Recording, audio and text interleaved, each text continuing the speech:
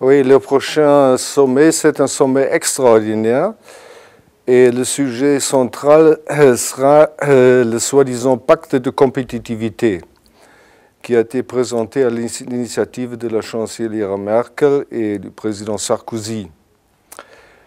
Et c'était un peu bizarre parce que avant qu'il ait été discuté la première fois, le 4 février, il y avait déjà un draft, un texte là que tous les journalistes connaissaient en Allemagne, mais par contre qui n'a pas figuré sur l'ordre du jour, à l'ordre du jour de la réunion des chefs d'État. Bon, maintenant, le pacte, il est connu, plus ou moins,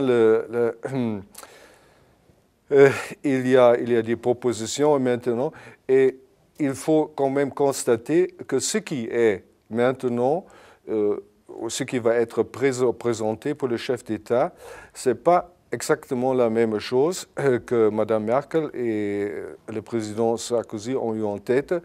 Ce qu'on présente maintenant, c'est de mon avis complètement dilué. C'est-à-dire toutes les mesures qui étaient un peu contraignantes ont été effacées.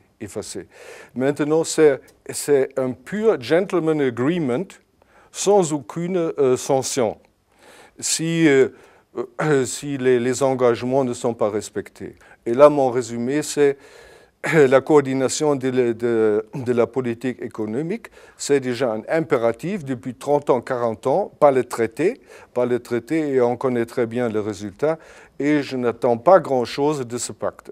Par contre, mon idée, si je peux l'expliquer un peu, ça c'est ce que peut jouer, c'est le mécanisme du marché. Mécanisme du marché, cela veut dire un pays qui a des conditions de travail, d'investissement défavorables, doit attendre une délocalisation de la production et une sortie des têtes aussi, des cerveaux. Le brain drain. Je crois que c'est un problème en France aussi. En Allemagne, c'est un problème. Alors, le résultat ou la répercussion, c'est cet État, il sera forcé tôt ou tard de faire marche arrière, d'introduire des réformes, et là, on aura la coordination ex post, pas ex ante. C'est-à-dire par le marché, par le mécanisme du marché, c'est une procédure de coordination beaucoup plus efficace par rapport à ce qu'on a fait jusqu'à maintenant, la coordination ex ante, et personne tient à ce qui a décidé. Par contre, par le marché, par le mécanisme du marché ex post, chaque pays doit est forcé et aucun pays peut échapper à des sanctions. Ça, c'est beaucoup plus efficace. Ça, c'est mon idée personnelle, qui n'a aucune chance d'être adoptée par les chefs d'État. Mais quand même, je la présente, mon idée.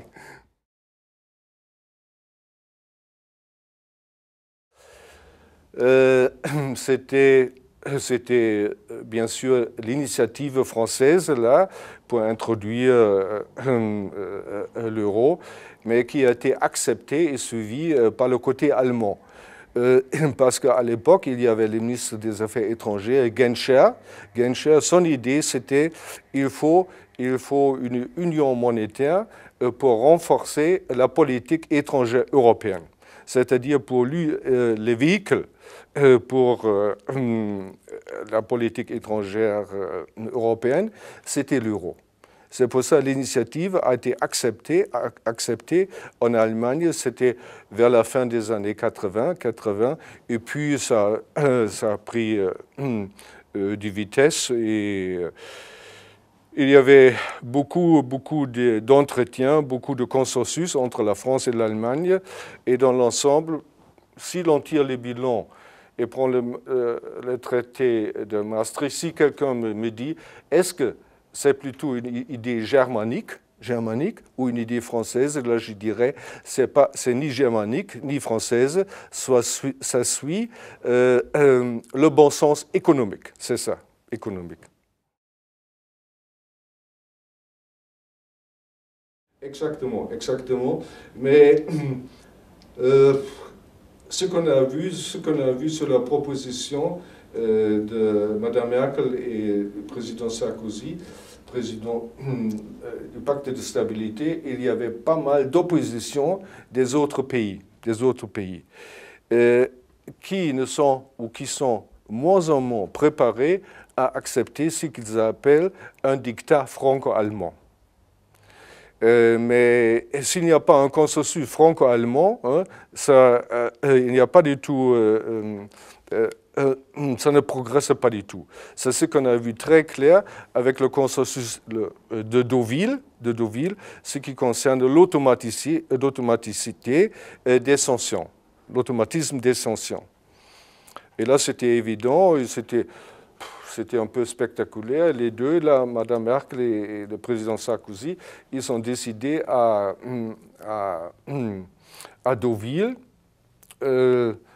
plutôt ce non-automatisme.